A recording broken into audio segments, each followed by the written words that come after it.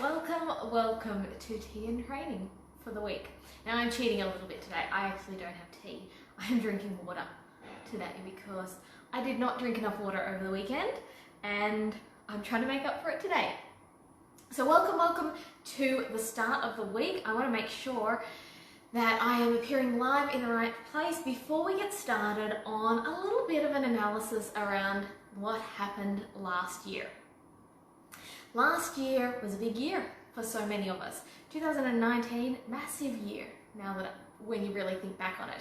And what I want to talk to you about today is what actually worked in 2019. Now a lot of things worked. We're really going to focus on the three big things that worked. I'm just checking here. And it looks like I am appearing live as planned. So let's get started. Now, if you are joining me live, or even if you're not joining me live and you're watching the replay, I want to find out from you, what are you drinking? Are you on the water like I am, or are you drinking some sort of hot beverage today? I really want to hear, because I am a bit of a tea connoisseur. I'm going to be fancy and call myself a tea connoisseur. I'm always curious about what tea everyone else is drinking because I feel like I need to try it myself. So comment below, let me know what tea you are into at the moment. Or maybe what coffee you're into as well, if that's more your style. All right, so let's have a little talk about some strategies that worked in 2019. Because so often people come to me and want to find out about the ultimate letterbox drop formula. Now, I have spoken about letterboxing and I will link my opinion on letterbox dropping in the comments below when we're done with the live this live video. I'll tell you a little bit more about the only letterboxing strategy that worked for me. I will link that below. However, my experience has been that letterboxing was not the most successful thing that worked for growing red rolls in 2019. If it worked for you, go on with your bad self, use that formula and work it till it don't work no more. But if you found that letterboxing wasn't the way that you got inbound inquiries in 2019, that's okay. Let's talk about a couple of strategies, three in particular, that worked for my clients in 2019. I have some notes here, so when I look down, that's what I'm looking at. I'm looking at some notes. Want to stay on track. So, one of the things that worked the best in 2019 was the 9-word email. Now you may ask, what is the 9-word email? Well, I did not invent the 9-word email. I'm going to link it below here, actually. 9-word email. I'm going to throw it here for you so that you can check it in the comments below. The 9-word email is just an email formula that, as you might expect, contains about 9 words, and it is a strategy for reviving old leads or cold leads. This worked exceptionally well for quite a few of my clients. I'm going to talk to you in particular about Lynn, who is one of my clients who used this for the first time, and I'm going to check her numbers because she actually attempted this in 2019 and it worked beautifully for her. So the idea is, if you've had maybe a landlord has called in, you've sent them through your listing presentation, you maybe have even gone out and done the rental appraisal, but then they just went cold. They just disappeared altogether. Like, I don't know if you've ever had that. I've had that happen to me. Comment below, let me know, yes, that's happened to me, so that I don't feel so alone. It happens to all of us though, doesn't it? Like, sometimes either a landlord just changes their mind, or they just go cold, or they just don't know what they're doing, or they just don't get back to you because their life gets busy. So there's a cool tool that you can use, the 9-word email, for resurrecting those leads. So provided you have their email address, there might even be someone who's come in through one of those lead generation websites. You know how they come in and they're not really looking for anyone just now, or maybe they're just fee shopping, but they're not quite ready to take action. And when you contact them the first time, they're not ready to make any decisions at all. So you put them on your database and maybe you nurture them with some emails on a regular basis, but then you're like, you can't get them on the phone, you can't get them to reply to you. So this is when you use the 9-word email. Now I'm linking below a full case study on one of my clients, Lynn, who did this exactly. There is the formula, there's a link to the formula in that below, so check that out because that's worthwhile looking at. But here are her stats. So Lynn had an afternoon where her phone lines had gone down. So you know what that's like in property management, where you just get a little bit of peace and quiet for just a little tiny bit of time. And she just thought, you know what, I'm going to have a go at this 9-word email. She had never used it before. She had never even tested it, but she just thought, I'm just going to give it a go. It's a proven formula. Again, it's not my formula. It's a marketing strategy. And this is what she did. What she did was she had 14 landlords who were on her database who just weren't responding to her, weren't returning calls, weren't returning emails, just weren't getting back to her. What she did was she sent the 9-word email following the exact formula, and within 10 minutes of sending out the email, 2 landlords had responded to her and talk to her about looking after their properties. So I'm just going to check her details. So she had, in particular, one prospective landlord who responded to her straight away, who said, no thanks, we're not actually looking for a property manager anymore. And then she had another landlord email back to say that he was coming into town that weekend, wanted to meet up with her to talk about managing his property. And then another landlord called her within about 10 minutes of sending the email to say that they are about 4 to 6 weeks away from completing the build on their new investment property. So that just worked like a charm. So that's one of the strategies that in 2019 worked beautifully, because quite often in real estate we have these databases that have people on there who own investment properties who just haven't been ready to make the switch yet, who just haven't come across to us yet, who maybe aren't returning our calls anymore. So please try the 9-word email if you are wanting to resurrect some of those leads, because it works like a charm. Works like a charm. It gets responses. If you want people who are cold on your database to get back to you, check out the 9-word email. The full case studies in the comments below. I'm going to grab a quick drink of water, then we're going to talk about the second strategy that worked really well in 2019 so that you can use it yourself. The second strategy is getting referrals from current landlords. Now I know you're probably just going to roll your eyes and go, I know this, Ellen, I know this. I know that word of mouth referrals are where it's at. I know that there's value in doing that, but give me something fancier and more interesting, and I want a strategy that's cooler than that. But the thing is, I'm here to talk to you about the 3 strategies that worked the best in 2019. And this is one of the strategies that worked the best. Now, quite often we think that happy landlords will talk to their friends about us, but the truth is, happy landlords will say thank you and will tell you that you've done a great job, but happy landlords don't always remember to refer their friends and family to you. They're happy to do it. That's the thing. They're happy to share you with their friends and family. They're happy to make a recommendation. It's just that they're busy.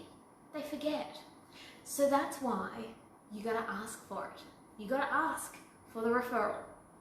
So give me a little thumbs up if you agree with having to ask for the referral. I want to see some thumbs up, whether you're watching the live or the replay. I need some thumbs up if you think there's value in asking for a referral. Now there are 3 times that I love asking for referrals from landlords, because they're times that your landlords are most likely to either hand over contact details for their friends and family or have that conversation with their friends and family to introduce you. So the 3 times are when you've just approved a tenant for a property, because let's face it, when a property is sitting vacant, a landlord is highly stressed, and when you have found them a tenant for their property, they just think you are wonderful. Most of the time. Most of the time they think you're wonderful.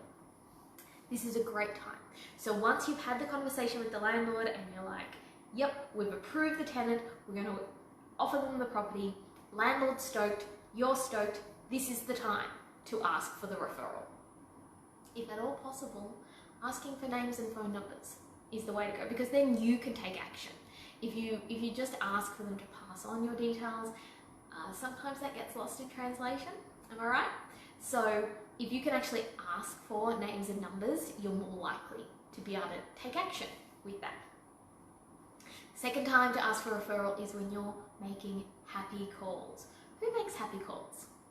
I want a thumbs up or a little love heart if you make happy calls. If you're watching this live, give me a little thumbs up if you make happy calls. If you're watching the replay, give me a thumbs up if you make happy calls. I know that we all mean to make happy calls. So these are the calls that are just to say everything's okay at your property. Everything's going well, and I just wanted to say hello. And I maybe wanted to have conversations about other things, like getting referrals. So when you schedule some happy calls, when you schedule time to pick up the phone and say everything's okay, everything's going well at your property, tenants looking after the place, rent's paid on time, everything's running smoothly, and I just wanted to say hi, that's a time that you'll impress your landlord. And if everything's running smoothly, that's a great time to ask for a referral. And then of course, the third time is when you're recommending a rent increase, because quite often this happens on the phone as well. So you'll have a little bit of a conversation around, this is what the market's doing now, these are the properties we've leased in the area, and they're renting for however much more than you're currently getting, and we recommend that we bump the rent up on your investment property. So that's a great time to ask as well, because if the landlord is stoked that they're going to get an extra 20 bucks a week on rent, this is a fabulous time to be having those conversations and to be asking for referrals. So they're the 3 times. Now, while I grab a quick drink of water, the next thing we're going to talk about is the third strategy that worked really well in 2019, and I'm going to give you some resources as well. Hang in there. I want to share a little quote with you. I've got some notes down here. A little quote with you by David Alston. David Alston said, social media is not media. The key is to listen, to engage, and to build relationships. Because the third strategy I'm going to talk to you about is social media. And social media is not media. It's not media the way we used to do media. It's not newspapers where it's one-way conversation. It's two-way conversation. What I found was my clients who used social media and got better results with growing their rent roll through it was when they used social media in a way that wasn't super salesy. It was exactly as social media was designed, to be social, to be fun, to be engaging, to be interactive, to be real, and to show the social side of their business. Because what we find is if all you do is promote your services and promote your properties, people are less inclined to be engaged with your page. Because look, honestly, if you're a tenant who is actively looking for a rental property, you are on one of the major real estate portals.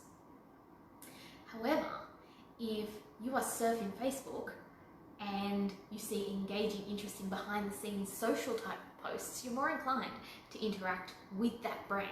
So that's why my clients found that the more genuine, the more real, the more authentic, the more social they were on social media, the more often they were recommended as an agency. So the way most of my clients got recommended is they got tagged in groups. So you know how sometimes you're inside a Facebook community group and someone will say, I'm either looking for a rental property or I'm looking for a property manager. And in an ideal world, someone else in that group will tag you and say, hey, this person at ABC Realty, they're the ones to talk to. So my clients who got those sorts of results were the ones that were showing real social stuff on social media.